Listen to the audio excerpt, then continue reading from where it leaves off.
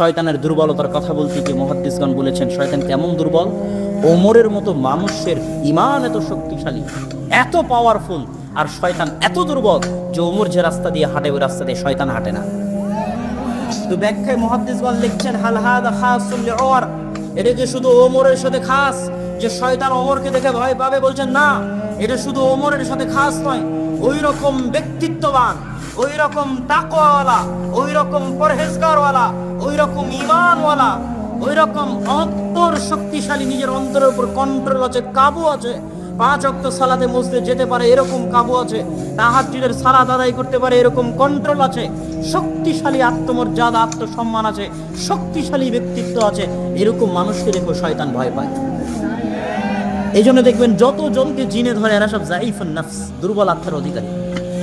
যাদেরকে জিনে ধরে এরা হচ্ছে জাইফুন নফস। কেননা শয়তান মানুষের উপর তখনই প্রাধান্য পায় যখন হয় মানুষ খুব রাগান্বিত থাকে আর না হয় মানুষ খুব ভীত থাকে। এই দুটের বাইরে কিন্তু শয়তান মানুষের মধ্যে ঢুকতে পারবে না, মানে পরিপূর্ণ কন্ট্রোল করতে পারে না। হয় খুব রাগান্বিত হলেও শয়তানের জন্য সহজ হয় ঢুকে যাওয়া, খুব ভীত হলেও শয়তানের জন্য সহজ হয় ঢুকে যাওয়া।